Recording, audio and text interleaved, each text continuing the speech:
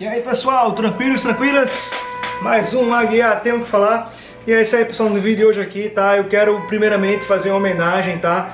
Ao Steve Ditko, né pessoal? Um grande quadrinista aí que nos deixou infelizmente há poucos dias atrás, tá? O Steve Ditko, grande desenhista aí, co-criador do Homem-Aranha, entre outros personagens.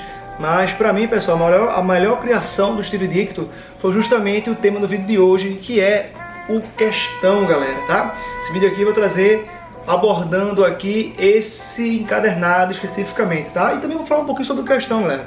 O que acontece aí, pessoal? O Questão, ele era um personagem da Cartoon Comics, né? Criado pelo Steve Ditko. A Cartoon Comics que tinha ali grandes personagens que depois foram comprados pela DC Comics, né? E aí o que acontece, pessoal? A primeira aparição do Questão foi numa revista do Besouro Azul, tá? E aí o que acontece? Nas primeiras histórias do Questão, galera, resumindo aí a origem do Questão, aí as histórias, Vic Sage é um jornalista investigativo, né, um repórter policial, que trabalha denunciando a corrupção no governo, né, a injustiça, os abusos de autoridade e tal. E ele, o Vic Sage, descobriu aí, investigando um tal de Dr. Arby Twain, que esse Dr. Arby Twain era um cara que fazia umas coisas meio ilegais em Ruby City, né? Ruby City, que é a cidade que se tornou aí uma das mais violentas do universo DC, né? Como eu falo, Batman mortos de inveja, né, Batman? Ruby City foi tida como mais violenta que Gotham City, olha aí. E aí, pessoal, o que acontece aí? A máscara do Questão, né? Aquela máscara que é bem intrigante, que deixa ele com o rosto... Ele fica sem rosto, né? Isso daí é uma tal de pseudoderme, né? Essa pseudoderme foi criada pelo Aristotle Hodor e esse Dr. Arby Twain.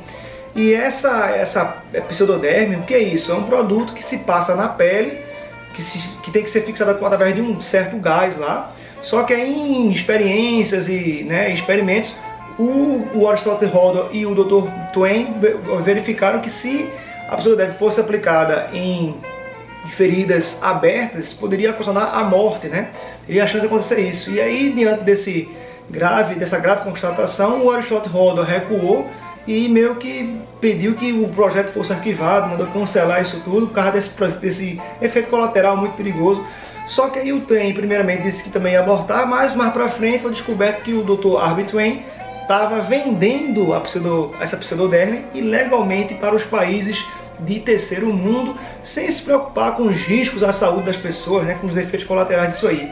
E aí, descobrindo isso, o Vic Sage resolveu tentar de qualquer forma ali deter o Dr. Arby Twain, né? E aí o Aristotle Hodor, né, meio que sentindo pesar por ter co-criado a pseudoderme que teria aí efeitos colaterais se aplicada em cima de feridas abertas e tal, ele decide ajudar o Vic Sage e meio que eles formam uma espécie de dupla ali, né? Só que aí o Aristotle Hodor observou que o Vic Sage não poderia, né, enfrentar aí o Arby Twain expondo-se a sua real identidade. Foi aí que ele sugeriu que o Vic Sage usasse a pseudoderme para se camuflar e combater o cara às escondidas, né? E aí o que acontece? O Aristotle Hodor, ele não só aperfeiçoa a pseudoderme, como ele também faz que o gás não apenas se adere ao rosto do Vic Sage, como também modifique as cores dos cabelos e a roupa que o Vic Sage está usando. Então, através disso, né, com essa nova essa camuflagem, né, e com essa ocultação de sua identidade, também munido aí de informações a mais aí, o Vic Sage consegue, né, deter o Dr. Arby Twain e até conseguir uma confissão do cara, né, que o faz com que ele vá para a prisão, né? Então ele consegue derrotar o Arby Twain aí. E aí o que acontece? Surge essa parceria entre os dois e o Vic Sage começa a se autodominar o Questão, né? E aí, galera, muito massa, começa a parceria aí entre o Aristotle Hodor, que é chamado pelo Vic Sage de Tot, apenas Tot, né? E o que eu acho interessante também, pessoal, é que essa parceria aí entre o Aristotle e o Vic Sage parece um pouco com aquela parceria aquela relação entre o James Bond e o Key, né? O Key, que é aquele coroa ali que trabalha na agência, desenvolvendo, né, e mostrando para o James Bond os apetrechos tecnológicos, os recursos que ele pode usar para facilitar em suas missões para o governo, né? Então isso é um pouco parecido com o que acontece entre o Tot e o Vic Sage nas histórias do Questão. Só que aí, galera, nas histórias do Questão tem um diferencial, né? esse relacionamento entre eles, essa relação entre os dois personagens é mais profunda, é mais interessante, mais dramática mesmo, que o Aristóteles ele também serve como uma espécie de conselheiro mesmo para o Vic Sage, e também um tipo de freio emocional para o Questão não sair por aí querendo também bater nos bandidos e passar dos limites, né? Porque o Questão, apesar dele ser um anti-herói, ele não chega ao ponto de matar os inimigos, né? Ele dá uma surra, ele incapacita os caras, né? Detém os caras, mas não chega a atravessar essa linha aí como faz o Justiceiro e demais vigilantes mais agressivos aí. Então, galera, o que acontece aqui? Vamos ao nosso encadernado belíssimo aqui da Panini, que foi lançado aí há alguns anos aí. Quando foi lançado eu quis logo adquirir, porque é um dos personagens que eu acho melhores da DC, né? Um dos meus preferidos aí em termos de vigilantes urbanos e anti-heróis urbanos. Para mim o Questão encabeça aí a fileira dos personagens que eu mais gosto, né? Entre os vigilantes urbanos, tá? E aí, galera, aqui o nome, ó, Zen e a Arte da Violência. Aqui, pessoal, é quando inicia a fase do Questão pela DC, né? Como eu falei, a Cartoon Comics, quando ela saiu do negócio do ramo editorial, a DC espertamente comprou os personagens todos, e aí em 86 a Cartoon saiu de campo e a DC em 87 incorporou o Questão ao seu próprio universo DC, né? E aí, galera, foi dado a Dennis O'Neil, né, a tarefa de criar as histórias do Questão.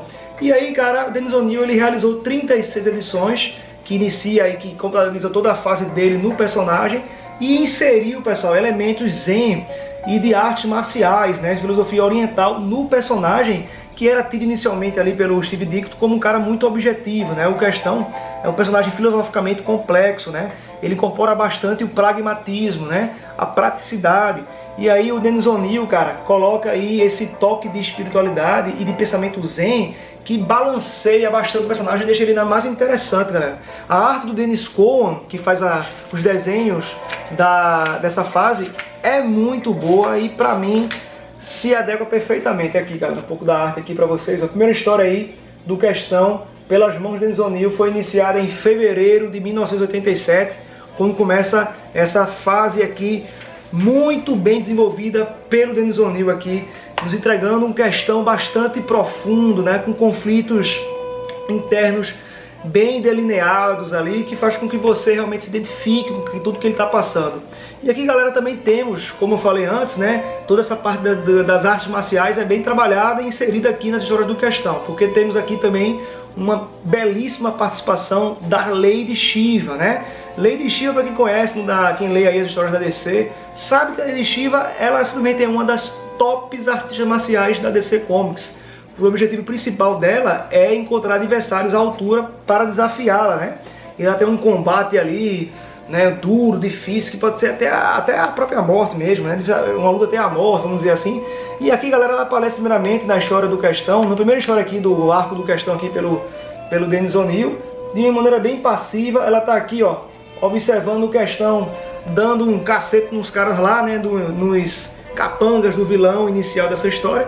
E ela fica vendo que o Questão é um cara bom de briga aí, né, velho? O cara que se garante, o cara que é zica mesmo, o cara se garante na trocação, e ela fica apenas observando. O que acontece, pessoal? Esses aqui são capangas de um vilão bem interessante que o Dennis O'Neil colocou aqui de saída logo, em primeira, que é o reverendo Jeremiah Hatch. E esse reverendo Jeremiah Hatch é um típico pastor que se entregou à loucura quando ele se voluntariou a trabalhar no Vietnã como capelão. E lá, galera, no Vietnã, ele, enfim, né, testemunhou a insanidade da guerra, né, a maluquice, né, velho, a desumanidade, né, a falta de sentido. E isso fez aqui, galera, essa cena aqui, ó, aqui o Jeremiah Hatch, tá certo? E aqui é a loucura que ele presenciou pelo Vietnã, ele lembrando aqui, e aí ele se entrega mesmo à insanidade e começa na cabeça dele, né, a ver que esse mundo não tem muito sentido, e ele é tão louco que ele quer agir como uma espécie de o agente da perversidade, querendo, na louca psique dele, forçar o todo-poderoso Deus cristão a iniciar logo o apocalipse na Terra, né? A começar logo os últimos dias, né? O fim dos dias e tal, iniciar aí o apocalipse e tal. Ele quer que o Deus haja logo, né? E aí, galera, muito louco esse Jeremiah Hatch, um personagem bem interessante aqui, que inicia sendo o primeiro vilão do Questão nessa fase aí do Dennis O'Neil, tá? Só que aí, galera, como eu falei aqui, Ruby City, né, é uma cidade extremamente violenta, entrega corrupção tanto na polícia como nos órgãos públicos, né? E o Vic Sage trabalha aí combatendo isso de maneira aberta e direta e também de forma ali marginal, fora da lei, agindo como um vigilante questão, né? Muito bom, galera. O que acontece aqui, ó? A Lady Shiva, ela tá inicialmente com uma capanga do Jeremiah Hatch, né? E aí no começo ela só observou e depois ela pedida para ela é depois comandada para meio que dar uma lição no questão que ele estava ali metendo o nariz sobre os negócios do Jeremiah Hatch, que conseguiu uma certa moral em Ruby City por ter pegado o prefeito do lado dele. O prefeito de Ruby City é um tal de Wesley Mervyn, que é simplesmente um cara que é completamente, sabe, impotente, inócuo, inútil para a cidade, é apenas um alcoólatra, um bebum, sem a menor responsabilidade, não contribui com nada para resolver os problemas da cidade, né? E é um cara maluco, idólatra do presidente Roosevelt, né? Bota a culpa em todos os problemas da cidade nos comunistas, né? E tal, um cara maluco e completamente dispensável aí para a cidade. E a galera Lady Shiva encontra com o Questão aqui nessa cena aqui, tá? Onde o Questão dá um aí de arrogante falando: moça, siga o seu próprio exemplo pela primeira vez e não entre nesse problema aqui. E aí a Lady Shiva, já sabendo o que tinha que fazer, né, simplesmente pega o Questão, dá uma surra nele, quebra o cara na emenda, entendeu, velho? Faz o cara de gato e sapato, dá balão nele, rasteira, cotovelada, chute, quebra ele mesmo na emenda. E aí também os caras aí, ó, os capangas aí do Jeremiah Hatch se aproveitam aí para também sair na forra aí e desce um sarrafo no coitado do Questão, tá? Chega até o ponto de um cara chamado, um gordinho aí, que ele usa uma arma de ar comprimido. O gordinho simplesmente coloca a arma aí no rosto do Questão aqui, galera, e aperta o gatilho, velho, na cabeça do Questão, a queima-roupa com ar comprimido e tal. E aí, pra finalizar tudo, eles jogam o Questão ali no meio do rio, né, no fundo do mar lá, e pra eles o Questão morreu ali. E aí, galera, após essa cena nós temos o início de uma retomada aí do Vic Sage para, né, voltar novamente ativa como Questão. E aqui, galera, o Dennis O'Neil prova como ele desenvolveu bem essa história e o próprio personagem Vic Sage, que é aqui que começa toda esse aspecto do Zen mesmo, né? E aí, galera, acontece, tem uma parte muito interessante que o Dennis O'Neil coloca o Batman aqui. Tem spoiler aqui mesmo, tá? Alguns spoilers, não vou contar tudo não, obviamente, mas sim, tem alguns spoilers nessa história. Quem quiser ter a surpresa toda, não vê o vídeo agora, leia as histórias e depois volta. Mas quem não liga muito com o que eu vou falar aqui, continue conosco aí. Então, galera, o que acontece? Tem uma cena aqui que aparece no quarto do hospital, o Batman aqui, ó. O Batman aparece lá no quarto onde está o Vic Sage internado, né? Junto apenas com o amigo dele, o parceiro, o Aristóteles Rodon, né? E o que acontece aqui, pessoal? O Dennis O'Neil, ele meio que deixa em aberto se de fato o Batman apareceu ali ou não. Porque aqui, pessoal, o Batman aparece para dar uma espécie de puxão de orelha no Questão, né? O Batman aparece, ó, dando aquela lição de moral, né?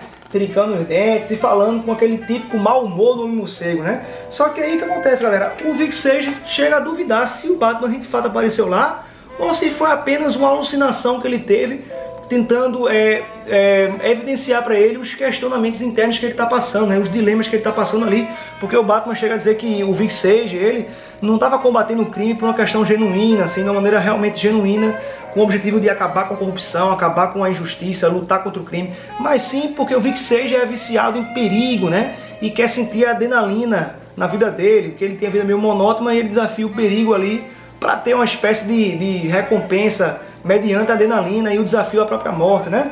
Então, galera, é muito interessante porque aqui o Dennis O'Neil deixou no ar isso. E agora, como eu falei, esse encadenado aqui, como tem muita questão de artes marciais desenvolvida, temos a Lady Shiva e também temos a participação do Richard Dragon. Richard Dragon também entra nessa história aqui para ser uma espécie de tutor do Questão, né, do Vic Sage, em sua recuperação. E aí, galera, aqui, ó, aparece aqui o Richard Dragon aqui, tá? Cabeludo aí, de barba, e também tá cadeirante, né? Ele tá aleijado mesmo. E aí, galera, muito massa a participação do Richard Dragon aqui nessa história. E também achei bem interessante o Dennis Cowan, que ele se ateve a um detalhe bem engraçado, que é aqui, ó, tá aqui o Questão treinando, né? Ele ainda se recuperando ainda tá todo enfaixado aí, engessado. E aqui, pessoal, nesse desenho aqui, ó, você vê que o Questão tá com uma certa barriguinha aqui, ó, uma certa saliência aqui no abdômen, e com o tempo de treino e tal, se exercitando com o Richard Dragon ali e orientando ele volta à forma e o abdômen dele volta de novo, vai ficar trincado, naquele tanquinho e tal. Achei legal aí esse detalhe que o Dennis Cowan ilustrou nessa página. E aí depois temos novamente a Lady Shiva, que volta aí para lutar novamente com o Questão após o treinamento dele com o Richard Dragon, onde ela foi descoberto que ela não só deixou o Questão para a morte, como também foi ela que salvou o Questão. Ela salvou o Vic Sage. Então ela, ao mesmo tempo que quase matou o cara, salvou o cara, resgatou o cara e deixou ali ele para se recuperar, e também entregou ele, não entregou não, né, mas indicou ele para o Richard Dragon, né. E aí, galera, o que acontece? O Vic Sage não sabe o porquê disso, né, ele fica pensando, pô, você quase me mata e depois me salva, qual é a sua, Lady Shiva? E esse questionamento aí do Vic Sage a respeito das ações da Lady Shiva também dão um combustível à trama, né, e faz o leitor querer saber os motivos da Lady Shiva por trás disso tudo aí, né. É bem legal, cara, depois desse treinamento que ele tem com o Richard Dragon e depois desse questionamento que ele faz internamente, nós temos aí o Questão de volta ativa aí, ó, com o seu típico uniformezinho aí, sobretudo gravata, o chapeuzinho, a pseudoderme aí no rosto, muito massa, galera. Ele aí enfrenta aí, né, os capangas, né, do Jeremiah Hatch, o maluco, né, o reverendo doido lá, que quer acelerar o juízo final, né, um doidão.